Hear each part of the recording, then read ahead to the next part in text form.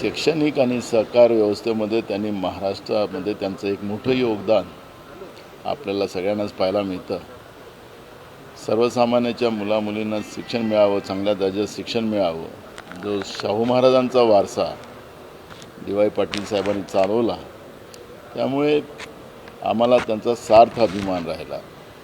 पण आज त्यांच्या गेल्याने जी पोकळी निर्माण झालेली आहे ती न भरून निघणारी आहे आणि त्यांची आठवण आमच्या पिढीतच नव्हे तर येणाऱ्या अनेक पिढीमध्ये सातत्यानं राहील, असं हे महान व्यक्तिमत्वाच्या निधनामुळे मोठी हानी आमची सगळ्यांची झालेली आहे. सर, खरं तर देशामध्ये आणि राज्यामध्ये सीजेचं मोठं आंदोलन होतं पार्टीचं. आता काल एकनाथ शिंदे यांच्या आमदार दिपकेंच्या घरात भेट घेतल्यानंतर त्यामध्ये कलह निर्माण झाला आहे असं वाटतं.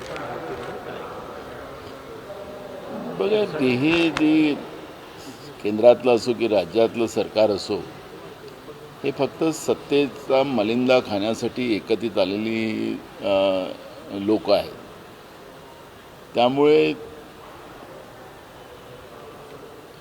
CJAच्या नेत्यांना भेटल्यानंतरही एकनाथ शिंदेचे लोक, त्यामुळे त्यांच्यात काही फरक पडणार नाही, कारण की एकनाथ शिंदे बाहेर गेले, त्यांच्या जो काही आमदार बाहेर गेले तर सरकार पडेल. दिल्लीमध्ये तीच हालत आहे. त्यामुळे मला असं वाटतं की सत्तेसाठी हे सगळे सहन करतील आणि त्यामुळे कुठला कलह होणार, कलह तर आहेच. आपण पाहिलं साताऱ्याच्या घटनेमध्ये शिंदेंचे 2 जिल्हा परिषद सदस्य घेऊन पळालेत. तिथल्या पालकमंत्री शंभूराजला पोलिसांनी त्या ठिकाणी मारलं आणि त्याचे पडसाद विधानसभेतही आपल्याला पाहायला मिळालं आणि एकनाथ शिंदे आणि फडणवीस समोर भांडलेत विधानसभेमध्ये, ते संपूर्ण देशाने पाहिलं. त्यामुळे हे भांडतील सगळं झाले, पण मी जे मुद्दा सांगितला की हे सत्तेच्या मलिंदा खाण्यासाठी आणि महाराष्ट्र आणि देश लुटण्यासाठी हे एकत्र राहते. जैनजींचं जे आंदोलन झालं त्या आंदोलनानंतर खरं तर सरसंघ चालकांनी सुद्धा आता जैनजींशी संवाद साधला. मात्र जैनजींना देशद्रोही ठरवण्याची गडबड झाली. आता मात्र ते म्हणतात की हे देशभक्तच आहेत. मला आमच्याकडे एक म्हण आहे हिंदीमधली की चिडिया खेत चूक गई आहे. अशी परिस्थिती आता या संघाची आणि भाजपची झालेली आहे. ज्या आंदोलनकर्त्यांना यांनी देशद्रोही म्हणाले, त्याच आंदोलनकर्त्यांना, त्याच जैनजीला आता हे देशप्रेमी म्हणतात आहेत, तर हे काय प्रमाणपत्र देणारी लोक आहेत का? पण आता त्यांना लक्षात आलं की जैनजीच्या या आंदोलनामध्ये लाठीचार्ज असेल, तेही लाठीचार्ज म्हटलं की त्याला लोखंडी कील लावलं गेलं होतं त्या लाठीचार्जमध्ये त्याला, आणि त्याच्यानंतर पायलटनी गोळ्या चालवल्यात, AK-47नी गोळ्या चालवल्यात, तरी जैन बागला नाही आणि त्याच्यामध्ये आज ते अजूनही रस्त्यावर आहेत. त्यामुळे संघाला वाटतं आणि भाजपला वाटतं की आता आम्ही सत्तेतून हे जैनजी आम्हाला बाहेर काढेल आणि म्हणून जैनजीला आता पुन्हा काहीतरी आम्हाला करून आमच्याकडे आणता येईल का, हा अयशस्वी प्रयत्न काल मोहन भागवतांनी केलेला आहे. मला त्यांना एक प्रश्न विचारायचा आहे तुमच्या माध्यमातून की त्यांचे लिमय म्हणून एक सहकार्यवाह आहे, त्यांनीच या आंदोलनाला, कारण विधानसभेमध्ये तर ते प्रचारच करत होते, कारण की संघ हे भाजपचा प्रचार करताना आपण पाहतोच आहे, संघ आणि भाजप काही वेगळं नाही असं तेच सांगायला लागलेत. आता याच सहकार्याने त्यांना जैनजीला देशद्रोही म्हणाले का, त्यांच्यावर ते कारवाई करणार का? ते कारवाई करणार नाही. फक्त दिखावा करण्यासाठी काल मोहन भागवतांनी तो अयशस्वी प्रयत्न केलेला आहे असं आपण त्या ठिकाणी म्हणू. या सगळ्या आंदोलनानंतर दिपके आणि त्यांच्या कुटुंबियांना टार्गेट केलं जाते, अशी परिस्थिती आहे. कारण का दिपकेने देखील एक ट्विट केले, माझ्यावर पाळत ठेवली जाते आणि त्यासाठी अन्य देशातल्या सरकार यंत्रणांची मदत घेतली जाते असं त्यांचा संशय आहे. बिलकुल होणार, त्यांच्यावर कारवाई केली जाईल, हे काही लपलेलं नाही आहे. हे सूर्यप्रकाश एवढं सत्य आहे. कारण जे कोणी मोदी सरकारच्या विरोधात आणि भाजपच्या विरोधात बोलेल, त्यांच्या कार्यपद्धतीवर बोलेल, तो देशद्रोही घोषित केला जातो. आणि त्याच्यामुळे मला असं वाटतं की दिपकेंवर जसं सोनम वांगचुकला सुद्धा देशद्रोही म्हणूनच त्यांनी आतमध्ये टाकलेलं होतं, तसंच दीपकेंना सुद्धा कारवाई केली जाईल ही शंका आमच्याही मनात आहे. त्यामुळे हे जे हिटलरशाहीचं जे सरकार आहे या सरकारला आपल्या विरोधात ऐकायचं कुठलीही मानसिकता नाही. त्याचा परिणाम दीपकेंना भोगावा लागेल असं मला वाटतं. क्या बोलती पब्लिक हा एक कॅम्पेन राबवलं जाणार आहे दीपकेंकडून आणि त्यांच्या एकूणच टीमकडून या सगळ्या देशातील आणि या सगळी परिस्थिती बिलकुल आहे. देशातले तरुण आज ज्या पद्धतीनं रस्त्यावर यायला लागले कारण की त्याच्या भविष्याशी भाजप आणि RSS खेळलेली आहे. त्यांचं भविष्य पूर्ण उद्ध्वस्त करायला लागलेली आहे आणि म्हणून देशभरातले सगळे तरुण त्याला JNG आपण शब्द वापरतो. त्याच्यापेक्षाही अजून JNGच्या खालची पण एक टीम आता पुन्हा तयार झालेली आहे. हे विदाऊट फेस आहे आणि या सगळ्यांना वाटतं की आमचं भविष्य भाजप आणि संघ खराब करायला लागलेलं आहे. आमच्या शिक्षण व्यवस्थेतून आम्हाला संपवलं जात आहे, आम्हाला आमच्या नोकऱ्यातून संपवलं जात आहे, एकीकडे बाबासाहेब आंबेडकरांचं संविधान संपवलं जात आहे. अशा सगळ्या भूमिका आता JNGला कळलेल्या आहेत आणि म्हणून JNG आता विदाऊट फेस रस्त्यावर आलेला आहे असं आपण पाहतो. खरं तर या ठिकाणी प्रशांत किशोर यांनी सुनीता वहिनी यांच्यासोबत बैठक झाली आणि त्यामुळे त्यांनी नाराजी व्यक्त केली की सुनील तटकरे यांच्याबरोबर आपलं पटणार नाही. जर प्रदेशाध्यक्षपदावरून तर त्यांना ऐकलं तर आपण काम करू. म्हणजे एक प्रकारे कशा पद्धतीने बघतात प्रशांत किशोर यांच्या या? मला वाटतं की प्रशांत किशोर आता तिकडे बिहारमध्ये आमदार झाले पण ते पहिले त्यांचं वर्किंग जे आहे ते वर्किंग तर पार्टीला एखाद्या प्रमोट करायचं असेल तर त्यासाठी ते पूर्ण टीम लावतात, त्या पद्धतीचं काम असेल. त्यामुळे मला वाटतं की त्या पार्टीच्या अंतर्गत काय सल्ला दिला त्यांनी काय नाही दिला, मला वाटतं की काँग्रेसला त्याच्यामध्ये पडायचं कुठलं कारण वाटत नाही. पण ज्या पद्धतीनं ही भेट झाली भाजपनं नाराजी व्यक्त केल्याचं कळते कारण भाजपच्या उमेदवाराला चा पराभव करून जे प्रशांत किशोर निवडून आले त्यांनाच आता राष्ट्रवादी सत्तेतला एक पक्ष सल्लागार म्हणून नेमण्याच्या तयारी. हे बघा, राष्ट्रवादी असेल की शिवसेना असेल या दोन्ही पक्षाचा वापर संपल्यानंतर या दोन्ही पक्षाला संपवलं जाईल हे भाजपचं पहिलेपासूनच कृत्य राहिलेलं आहे. त्यामुळे मी काही भविष्यवाला तर नाहीच आहे. त्यामुळे पण जे काही मी भाजपला जवळून पाहतो आहे त्या भाजपचं जे कृत्य आहे की ज्याची गरज संपली की त्याला संपवा, तर शिवसेना आणि राष्ट्रवादी जे आज त्यांच्याबरोबर आहे त्यांना शेवट त्यांचा संपवण्यातच जाणार आहे असं मला वाटतं. तर मराठा आणि ओबीसी हा वाद नव्याने तयार होईल असं दिसते कारण लक्ष्मण आखेने एक आक्षेपार्ह ट्विट केले ज्यामध्ये प्रसाद लाड असतील त्याचबरोबर विखे पाटलांना शिव्या घातलेल्या आणि प्रसाद लाड यांना तर जिथे भेटतील तिथं कानशिलात लगावणार अशा पद्धतीची. बघा, महाराष्ट्रामध्ये कायदा सुव्यवस्था राहिलेला नाही. महाराष्ट्र हे शाहू फुले आंबेडकरांचा महाराष्ट्र आहे. या महाराष्ट्राची जी संस्कृती होती ती संस्कृती भाजप आणि महायुतीच्या सरकारमध्ये संपलेली आहे. जातीजातीमध्ये धर्माधर्मामध्ये तेढ निर्माण करून काही लोकांना प्रमोट करून हे सरकार या पद्धतीचा वाद निर्माण करून या राज्याला विकायची व्यवस्था त्या लोकांनी केलेली आहे. मूळ मुद्द्यापासून लोकांना डायव्हर्ट करायचा प्रयत्न केला जातो आहे. एकीकडे आपण पाहतो आहे शेतकऱ्यांच्या शेतीपंपाचं विद्युत बिल माफ आम्ही केलं असं फडणवीस बॉम्बेच्या ढेटापासून सांगतात. खरं तर आपण पाहिलं की एकीकडे शेतीतलं काँग्रेसच्या काळामध्ये आम्ही सबसिडीवर देत होतो, त्याला सबसिडाईज राहायचं शेतीपंपाचं बिल, पण घरातलं बिल आम्ही वाढवत नव्हतो. एकीकडे घरातले बिलं 6 पटीनं वाढवले आणि तिकडे शेतकऱ्याला लुटतात, सर्वसामान्याला लुटलं जातं. आज राज्यामध्ये उद्योग चालले बाहेर.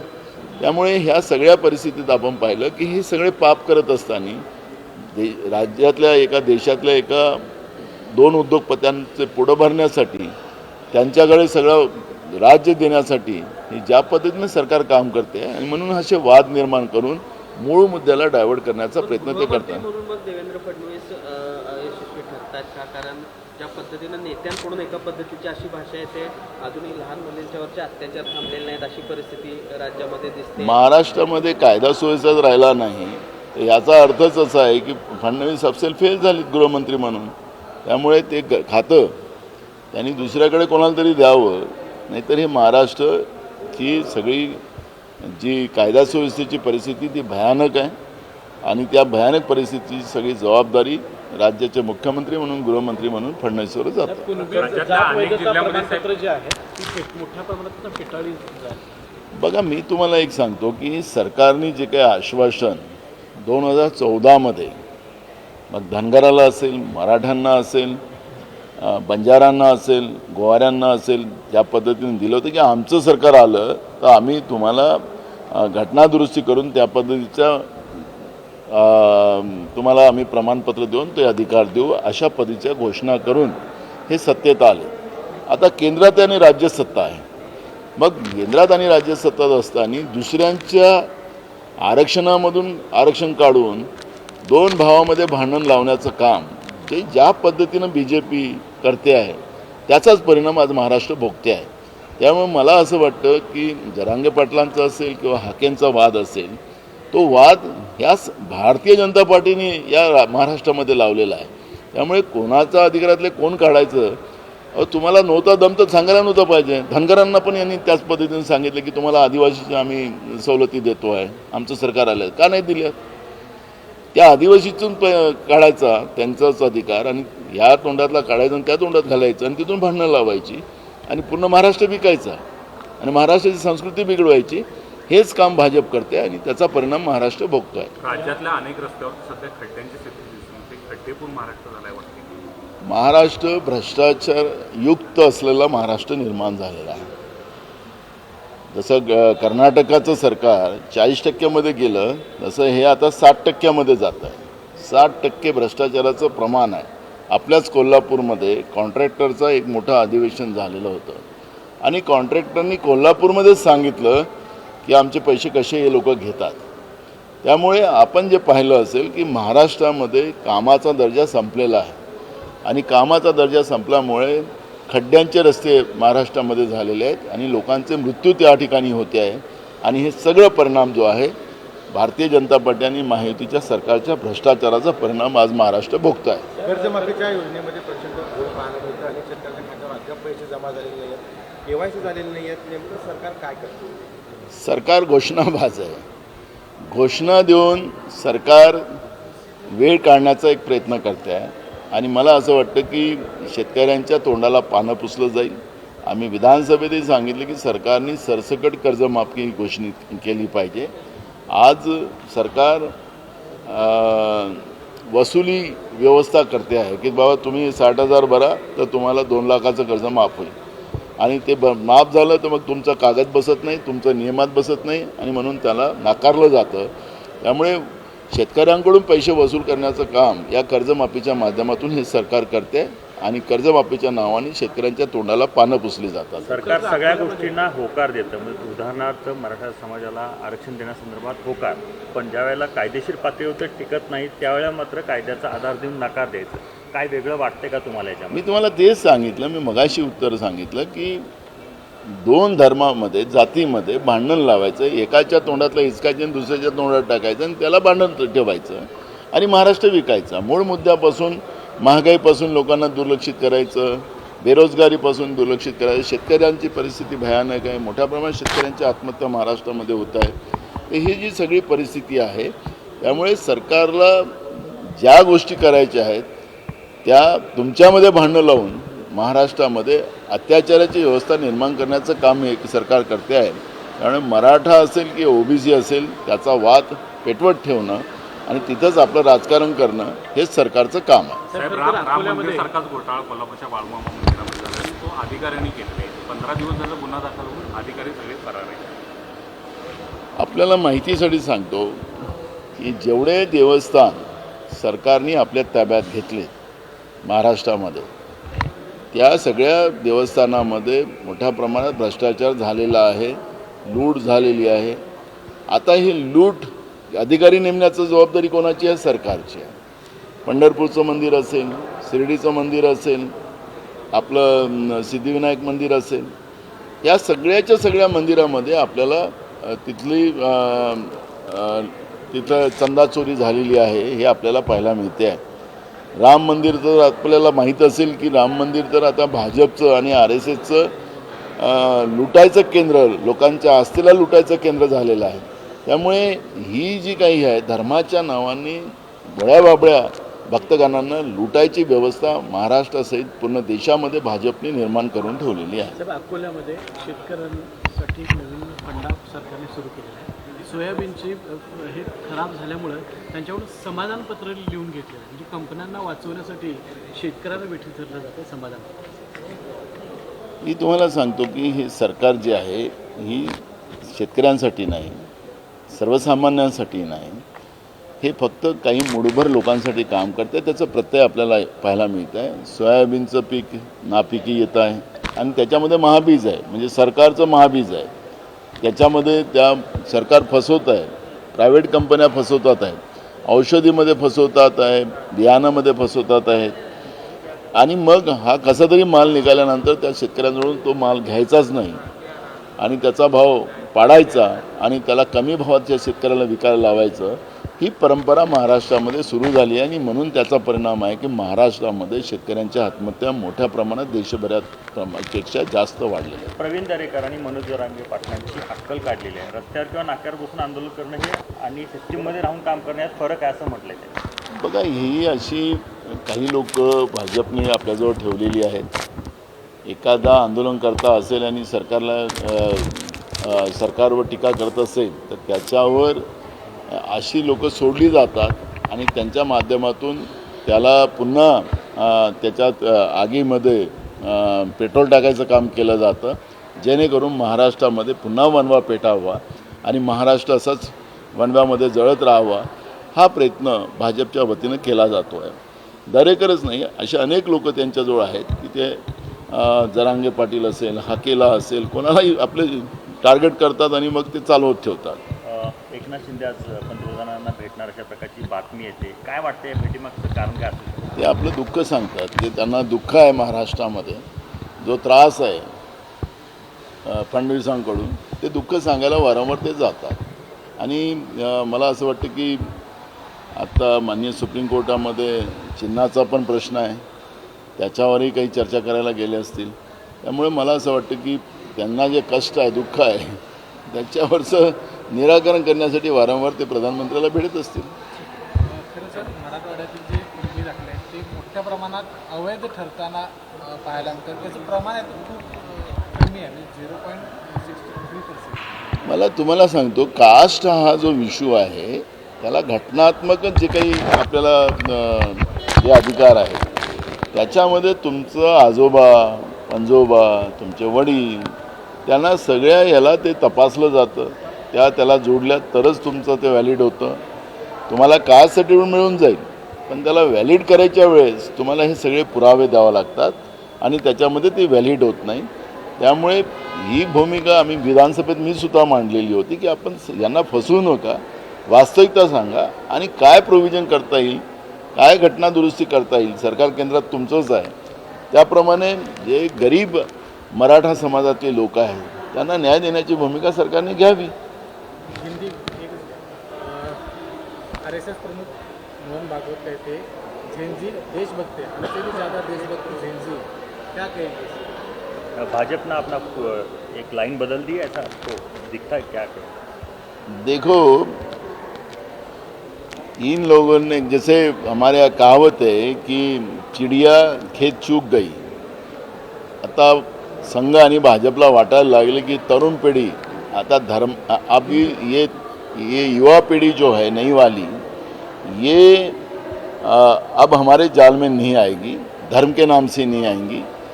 अब धर्म के नाम से नहीं आएंगी तो उनको अब अलग तरीके से उनको अपने और खींचने की एक मुहिम इन लोगों ने शुरू की है. उसका प्रत्यय कल अपने को मोहन भागवत जी के बयान से आपके सामने आया.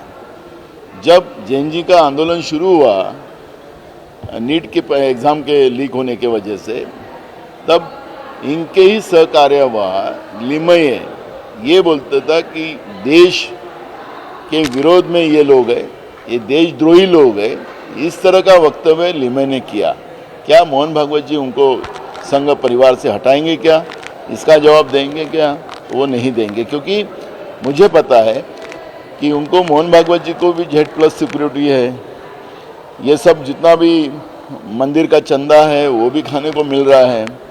पूरे अभी उनका दिल्ली का झंडे वाला का भी वो 5 स्टार उनका ऑफिस हो गया है. रेशीम बाग के भी सब 5 स्टार व्यवस्था उनको मिल रही है। तो मुझे लगता है कि बीजेपी की सत्ता जाने के बाद ये सब इनको नहीं प्राप्त होगा और इसलिए एक कोशिश करने का काम मोहन भागवत जी कर रहे हैं। लेकिन अब जैन जी इनके हाथ में आने वाला नहीं है, धर्म के नाम से नहीं आने वाला है। जिस तरह से राहुल जी पूरे देश में, आपने देखा होगा कि राहुल जी को अभी यूपी की सरकार ने उनका जो जैन जी से उनकी बात होने वाली थी तो वहाँ की परमिशन इन लोगों ने नहीं दी, राजस्थान में भी नहीं दी, उत्तराखंड में भी नहीं दी। राहुल जी गए वहाँ पर और लोगों से संवाद, जैन जी से संवाद उन्हें किया, उन्हें एजुकेशन पॉलिसी के बारे में बताया। लेकिन मोहन भागवत जी ने उस तरह की कोई बात उनने नहीं रखी। सरकार तुम्हारी है, तुम एजुकेशन पॉलिसी में क्या कर सकते हो ये बता